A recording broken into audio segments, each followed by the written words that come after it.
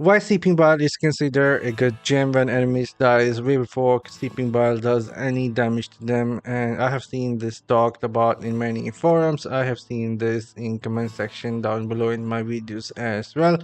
When I recommend this gem, I get this comment or I see people talking about why this gem is considered a good gem when most enemies are going to die before this gem does anything to them. So let me actually talk about and show you guys what I mean here or what those people mean. So if we go and find some enemies here like this, and these enemies are going to die way before Sleeping Bile did anything. So why this gem is even considered a good gem?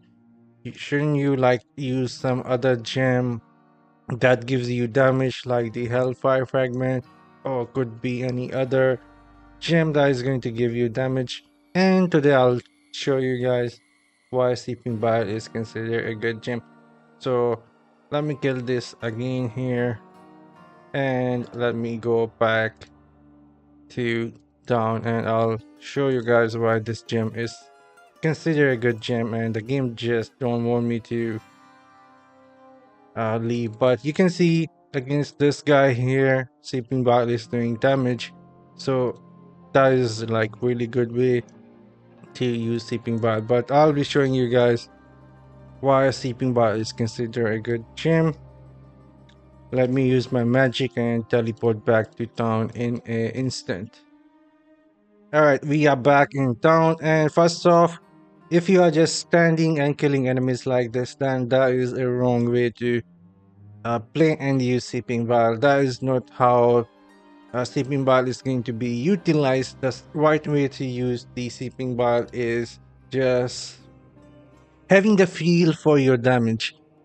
You need to have the feel for your damage so you know when to move away from dying enemy and letting the Sleeping Bile finish them off, and that is the trick with Sleeping Bile, and I'll show you guys here what I mean. And this is going to be totally different for everyone else. I have a feel for my own damage, you need to have a feel for your own damage, how it works. For me, I can just pretty much move here like this, leave them with some disintegrate, and just keep moving, and I know my Sleeping Bile is going to finish them off, and even my burning damage is enough to like trigger the Seeping Bile, and you will see my meter is just keep on going up, and this is why Seeping Bile is considered one of the best gems, since it's going to kill some of the enemy and spread around other enemies and will deal damage. But like I said, some people are going to be, he has so much damage and resonance. That is how he is doing this, like running and killing things. That is true, but like I said, you will have to have the feel for your own damage when to start moving away from dying enemies, and you will get the same thing. You can just move away from dying enemies. For me, the dying enemies happen really fast. Like this, he is going to die most likely, and there we go.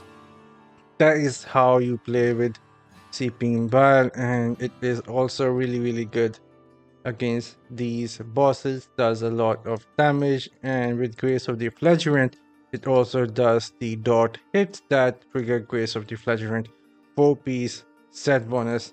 And there we go. We end up finishing the rift quite quick, even though I was explaining things. But that is how you play with the Seeping Bile. And I hope you found this video useful and entertaining at the same time, and that is why Seeping Bile is so good.